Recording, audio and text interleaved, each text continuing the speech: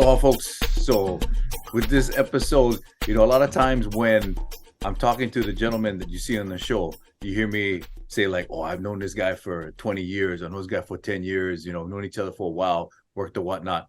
This is the first time I'm having someone on a show I don't know that much about. In fact, this is the first time we're even meeting. Yeah.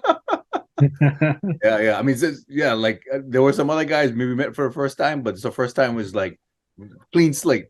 So I will be getting to know this gentleman while you folks are too. And the cool thing about it is this guy's been in technology for a while. We have some similar interests, similar things that we've done.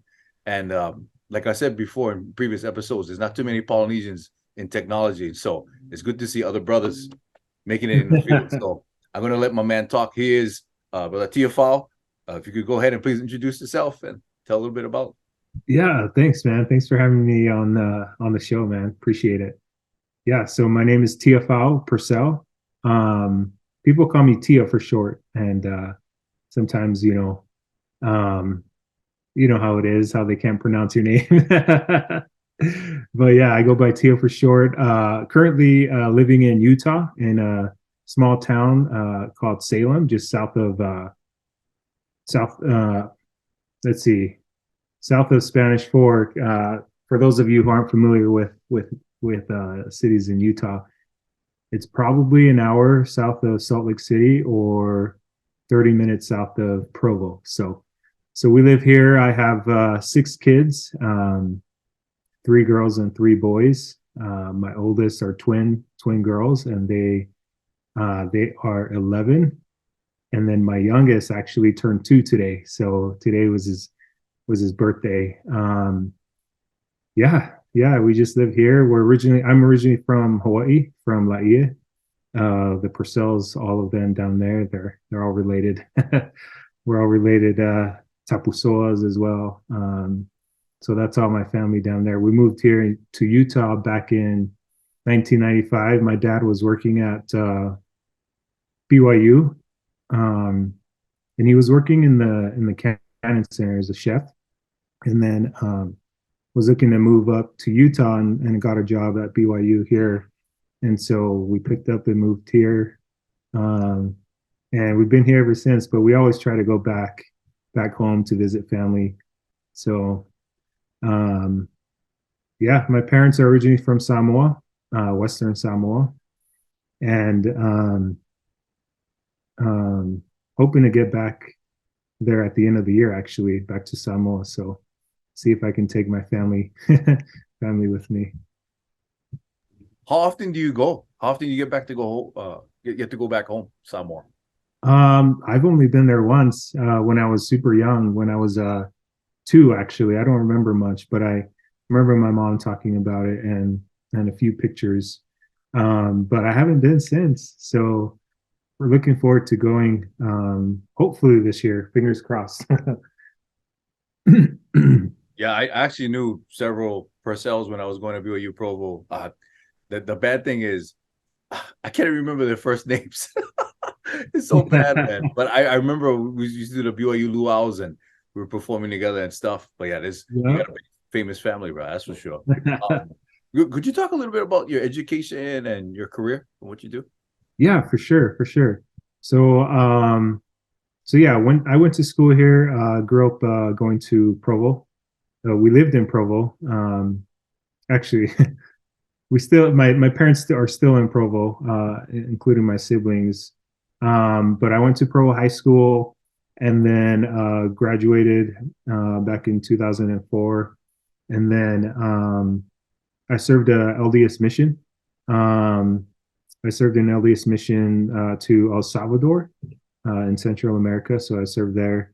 And then when I got back, I had a scholarship to attend BYU on the ballroom dance team. So that's something that, not a lot of Polynesians get into ballroom dance, but I actually did it growing up, while I was young here in Utah. And so I was fortunate to get a scholarship there to dance on the team.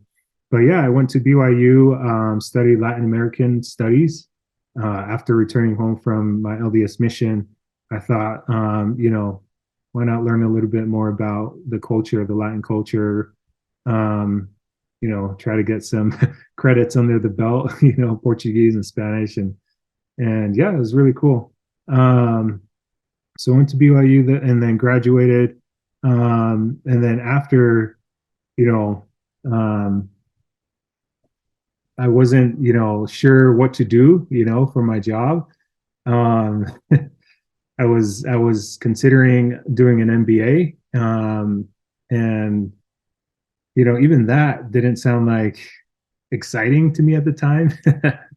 But yeah, I it was just something where I was like, kind of like, what do I do? And so I picked up a job, just entry level job as an accounts payable, accounts receivable position at a local company, and worked there for maybe a year and a half, and then was laid off. And at the time, I believe we had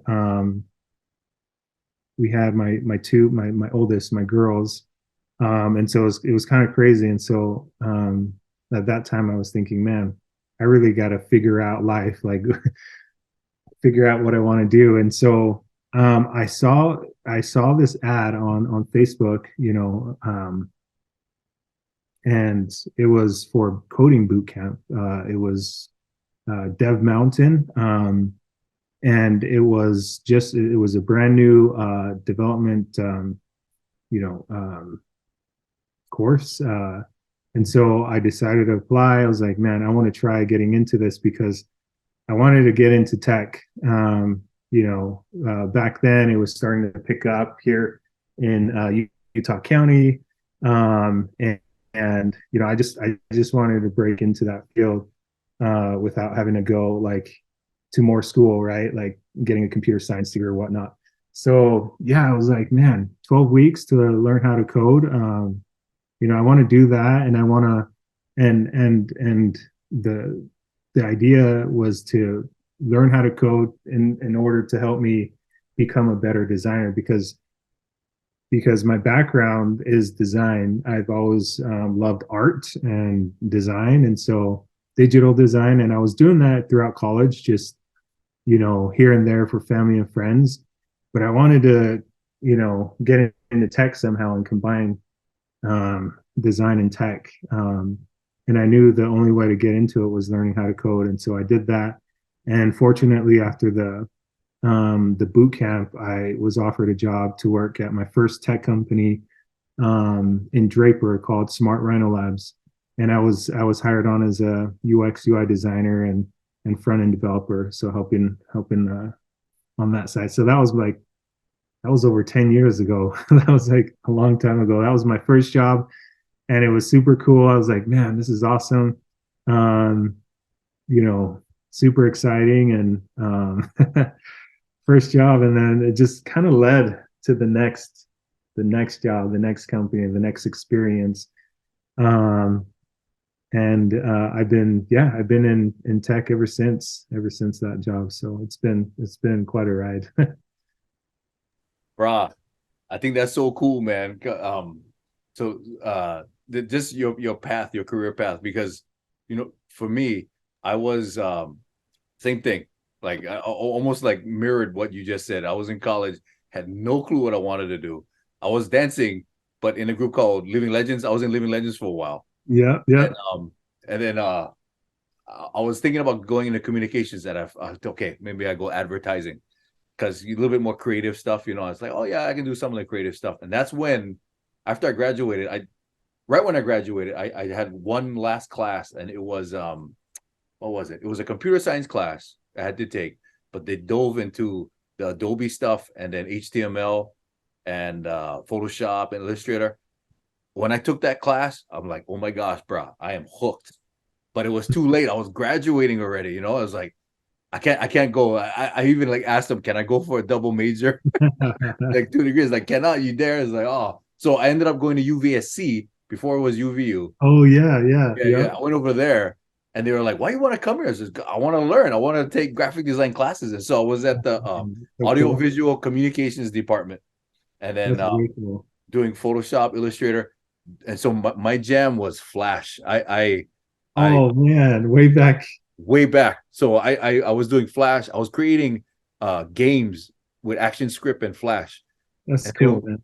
but then when that thing went obsolete, I was so heartbroken, bro. I was so heartbroken. And so long story short, I found this program called Articulate Storyline, and they use it for creating e-learning programs, e-learning trainings and stuff. But there's a HTML5 element. It's not as dynamic as Flash, but it's still pretty cool, and it makes things compatible for mobile devices because apparently Adobe and a lot of the companies don't get along, especially Apple. Adobe and Apple are like this. So Flash wasn't compatible with mobile devices, but this one is. So yeah, man. It's crazy hearing your path. And I was working in Lehigh, Utah as well too for this company Oh, called no way. Jana Design. They were called Janda Design, and they changed the name to Riser Media. I was doing graphic design stuff. Oh yeah, yeah. I've heard Yeah, of yeah, Rise Media. Yep. yeah. I was working with them. I don't know if they're even still around, but yeah, that's crazy. But anyway, sorry. The That's way episode's not cool, about man. me, man. It's about you. So I just No, dude, that's cool. That's way cool. um Graphic design, yeah, man. We're actually looking for for a designer. If you know anyone, yeah, we're looking oh for yeah. a UX UI designer at my current company. But Oh, okay. man, yeah, I feel you, man. I love design Yeah, and tech. yeah, how did you get involved with graphic design work? So it was really self-taught, like I said, in college, I didn't take any courses, but it was like just messing around doing stuff for family and friends. And then actually, while I was at my first job out of BYU, that one entry level job, I took an online course. It was actually with a university out in Florida. I can't even remember the name, but it was to learn. It was actually learning design, graphic design and whatnot. So I did that course for probably the first semester, and then just dropped out. Like I was like, man, I didn't really like the online course stuff. It was like kind of slow and it was different. Because not a lot of personal connection or help there. And so yeah, I just continue to teach myself. Watching videos online and all that, and just really building because I feel like that's the best teacher. But yeah, that's how I got into design. And then yeah, with the different companies that I've worked at. The first company actually gave me a lot of graphic design experience because I was designing logos for a bunch of their. It was a recruitment marketing company, and so they would work with.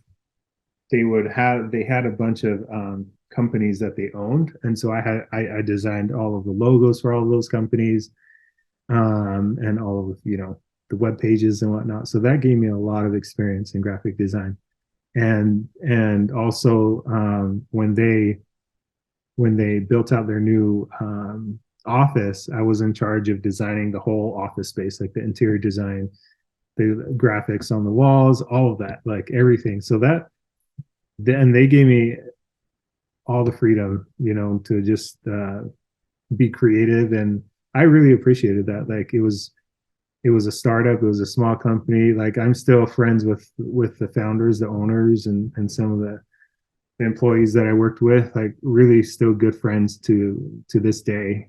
I just felt so much freedom though, and that's where I feel like I learned the most as far as graphic design and front end development was that first job. So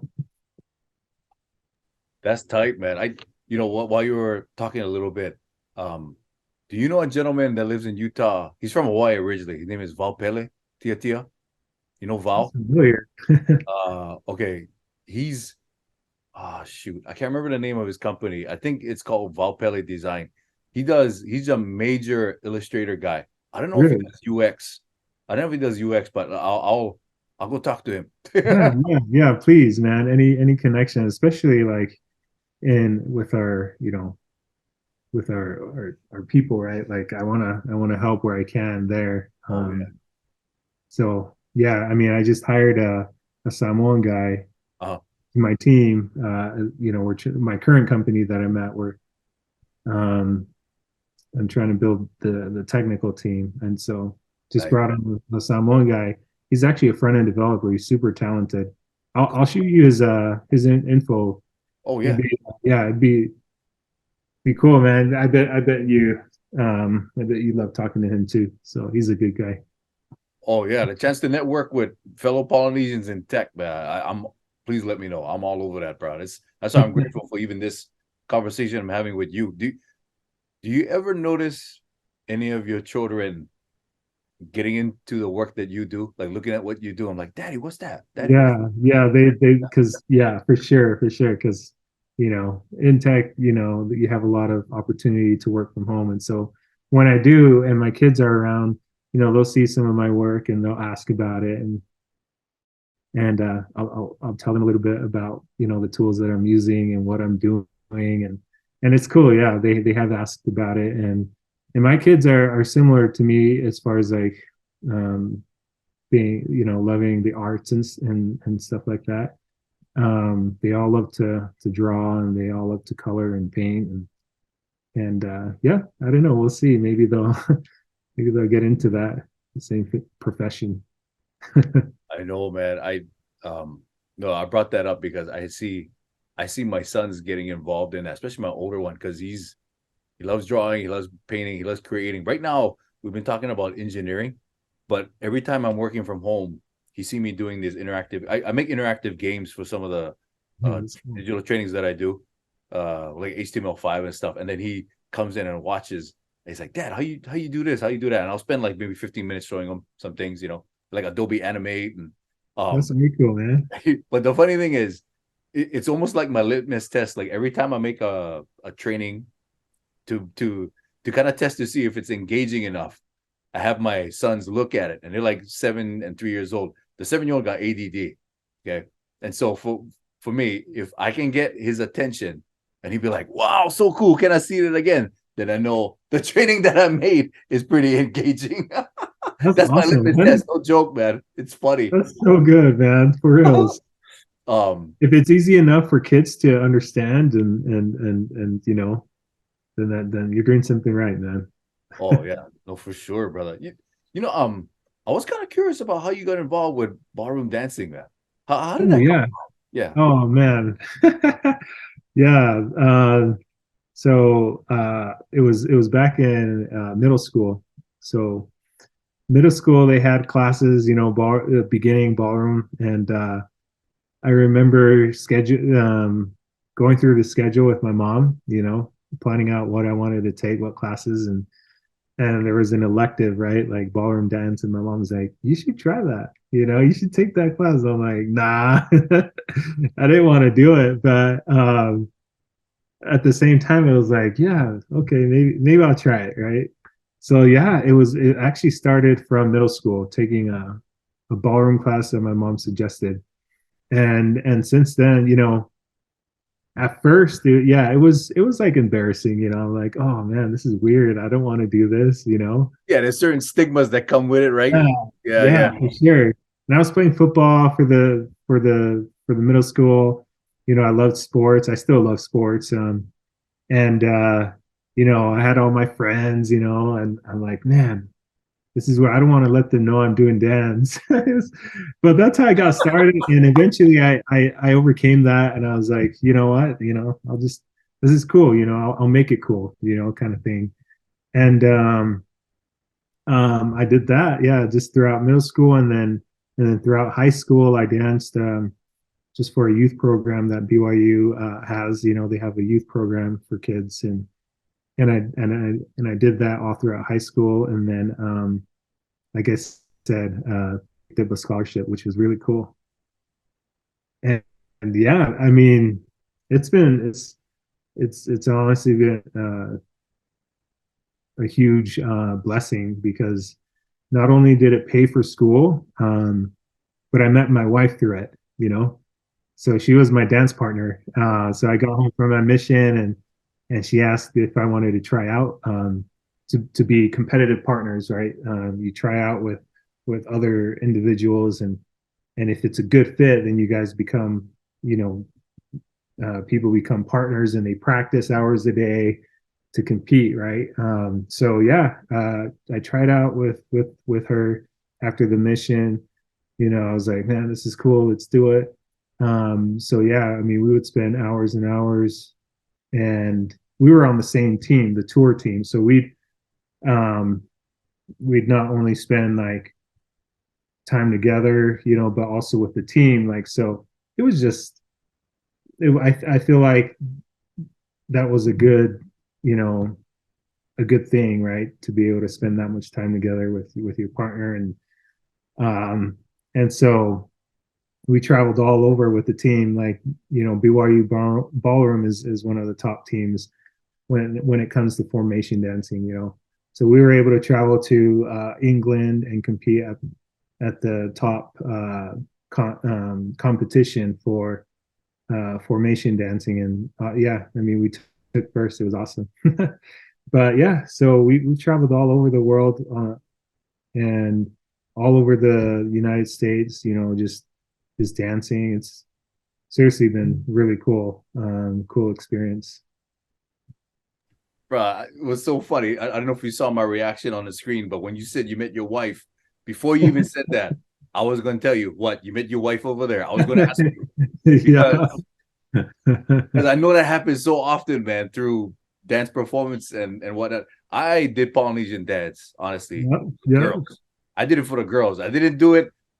I mean, yeah, I love the culture, but honestly, got into Polynesian dance for the girls. And my wife, she did it too, but I actually met her when she saw me perform at Living Legends. She was in the audience, That's and cool. she said like, "Oh, who's that guy or whatever?" You know, because you up there, right? You up there, no clothes on, you know, kind of hard to miss, right? Um, but we didn't date at that time. We just kind of we were just friends, and then fast forward, what, maybe about 15 years later, then we ended up getting together and getting married, man. It's crazy, That's guys. cool. If single guys are listening out there to this episode, if you want to meet girls, the key is to get in the dance, man. Ballroom dance, For Polynesian real. dance. That's cool. I knew some people on Living Legends too. What years did you go to BYU? So I was, oh man. So I took a big break. So I was there from 94 and I finished in 2003. So I was in school for like 5, 6 years because I changed my major a lot of times. And I took like a Oh, okay. 2 hour 2 year mission, and then 1 year I just took off. Yeah. So You from but I might have was in known. Living Legends. Oh, what? Go ahead. Go ahead. What are you gonna say? No, no, no. You're good. Oh. Did you know anybody? Oh no, Yeah, you're yeah. still in. Yeah. You might have known my cousins, Letty Purcell or Yes. Laura and That's Letty Purcell. that's who it is. I Yes, I think know Letty. I Yeah. think Letty did Living Legends. I can't remember, but and then my other cousin Tumu Asuao, he went to Oh yeah. BYU. He Oh was yeah. Yeah. Oh, that's so crazy, man. Wow. I see, small world, bro. Especially when you're LDS, right? When you Polynesian and LDS, the world just gets even smaller. smaller.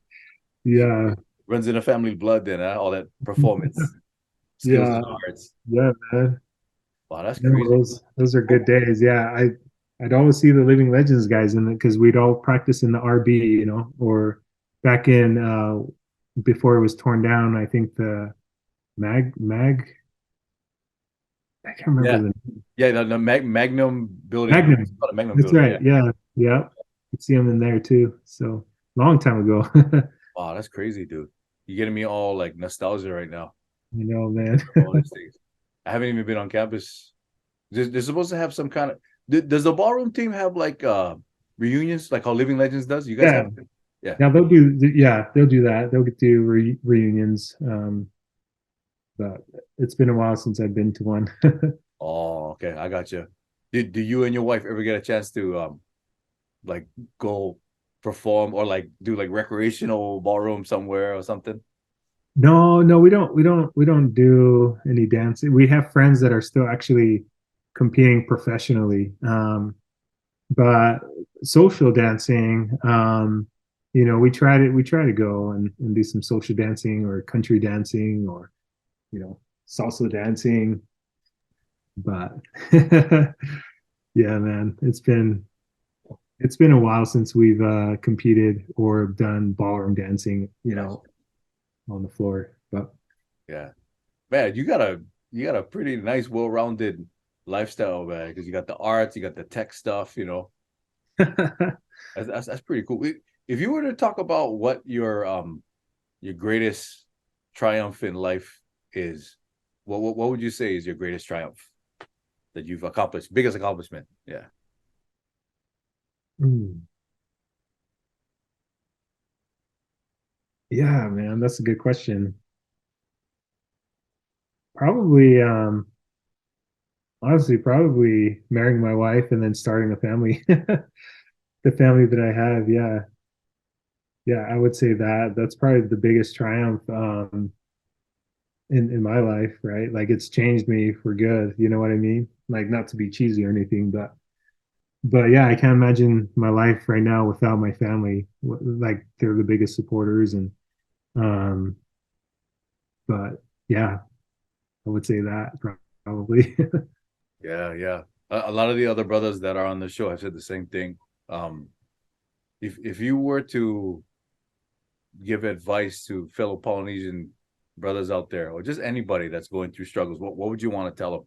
Like, what is some advice you would want to tell guys to use to overcome any trials or stress they're experiencing? Yeah, that's a good question, man. Good question.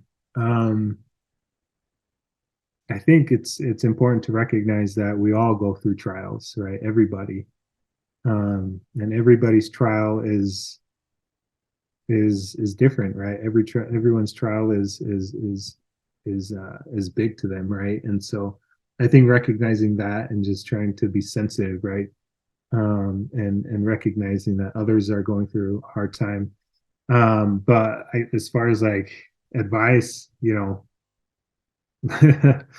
I would probably say, I mean, from a religious background perspective, for those who believe in God, just trusting in the Lord, trusting in a higher being, trusting in God that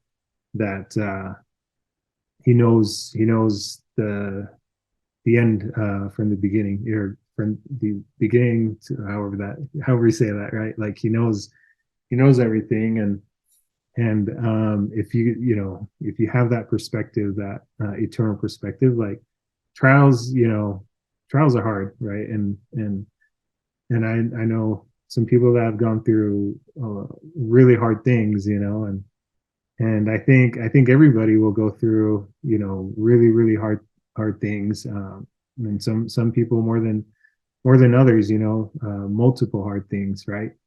But if you can have that perspective, like eternal perspective, that um, everything we go through is part of the plan, and it helps us become stronger, then I think it becomes easier to go through the trials, and that would be my answer from just like a religious perspective. Um, Maybe a secular perspective, probably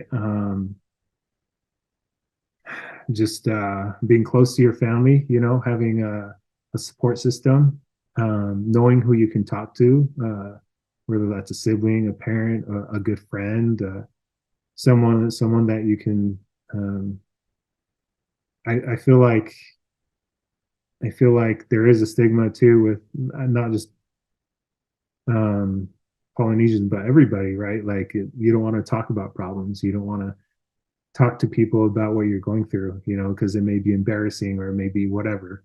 So I feel like a good thing is to have someone you can talk to, and be willing to receive help from people, accepting help, because that's another thing that's hard for people, for Polynesians, is accepting help. But I feel like if you are willing to accept help from people, that that'll be that's a good thing, right? Yeah, I would say, sure, there's a lot of other things that can be said, but I'm not an expert by any means. That's just like some thoughts that came to mind. No, interesting that you said that, man, about Polynesians, because when because at one time during the whole pandemic, I ain't gonna lie, I was going through a lot of stress, and so it was a combination of work, stuff at home, just everything, and I actually saw a therapist myself, just paid by the company and everything. That was interesting because she said pretty much what you said too. She's like, in Hawaii, there's a lot of people that don't see therapists for several reasons. One, in Polynesian culture, it's not really a thing to do. We kind of tend to think like, no problem, I got this. Yeah, yeah, yeah. I don't need to do it. I'm okay. I got other things I can do. And sometimes some people will use other vices to get rid of their problems. Maybe they go drink. If they're not members or whatever, they go drink, they go drugs or whatnot, and they kind of fall away. And it gets worse and worse and worse. And then with Asian culture, Asian culture is big in Hawaii too. Their style is to sweep things under the rug. I mean, this is, of course, in general, right? But she said in Hawaii, there's so many people that don't see therapists, and there's mental illness is so huge here. If more people just talk to somebody about it and admit and be vulnerable, yeah, people will be way better off. Huh? That's kind of why, yeah. Go ahead. Sorry. No, yeah, I totally agree. My brother-in-law, graduated from the U of U. I think in some sort of therapy, background, but he does that currently for his profession. But he said the same thing, like sometimes it's harder for Polynesians to ask for help or to talk to somebody about what they're going through, so it's a real issue. Oh yeah, dude. Hey, mental health is, yeah, I mean, yeah, something that we don't talk about a lot. Yeah. It should be talked about. Yeah. Definitely came to the forefront now, right after the pandemic started. Yeah, for sure, man. Yeah, I gotta ask you one more question. We got a few more minutes left. Yeah, man. Yeah. Talking about coding. What is your list of all the languages that you know? I'm just curious. Yeah, I mean, like I said, my primary background's product design, UX, UI design, but the front end development that I have done, HTML5, CSS, JavaScript, there's some frameworks that I like to use, Tailwind, CSS, and what are some other? It's been a while. I mean, I dabble here and there. I'm not like an expert, I would say, but yeah, just your basic stuff, really. Yeah, that's cool. I'm kind of in the same boat too. Like with coding, it's like with any language you learn, if you don't use it, you lose it. So you gotta like make stuff all the time. So I'm actually trying to, so I don't lose my my skills in JavaScript and HTML.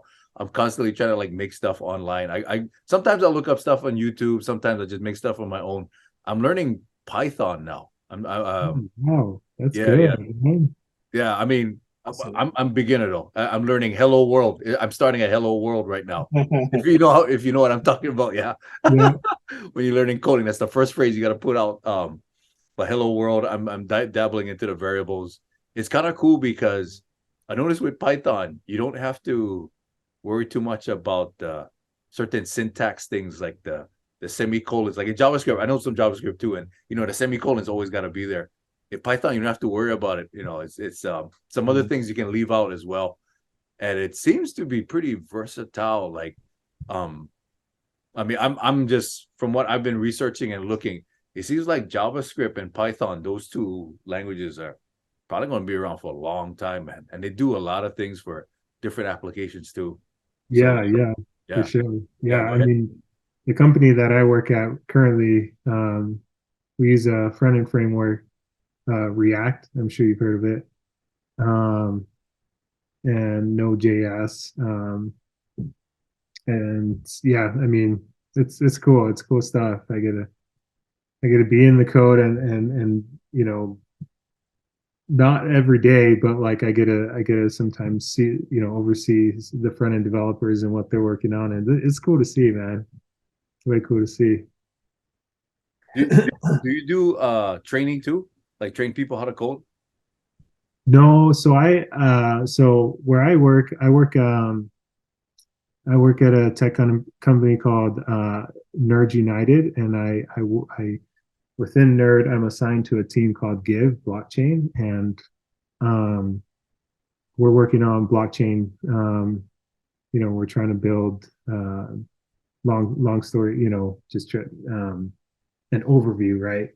Of what we do is Give is building a platform that allows nonprofits to be able to fundraise cryptocurrency, and we're also trying to build a marketplace for donors and nonprofits to be able to connect. And that's just kind of the gist of it. But I have a senior software engineer that I was able to bring on.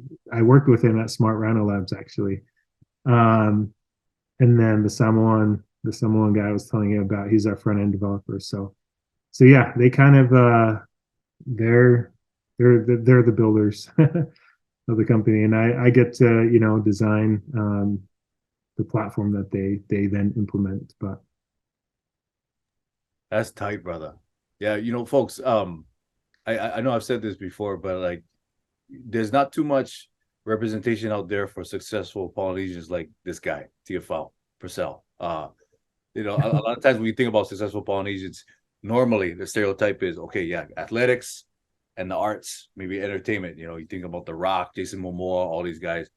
But when it comes to other fields or other industries, you don't hear about them that much, and that was the reason why I wanted to make the channel, so we could showcase gentlemen like Tiafau, who's, been successful in the field of tech for how many years now, and is training people and doing all these great things. And now because of him, there's more Polynesians getting involved. So, brother, seriously, hats off to you, man. I think that's so cool that you're doing that kind of stuff for the community. And so, yeah, so folks, we're all over the place. But I just want to thank Tiafau, really, mahalo for being on the show, man, and doing this. And I'm going to put this out on LinkedIn as well, so everybody can know about you. And I'll network with you about a few guys that I know that could probably help you out as well. But yeah, for sure. Yeah. Well, much mahalo, bro. I appreciate you. Thanks, folks, for watching. We'll see you on the next episode. Thank you. Appreciate it.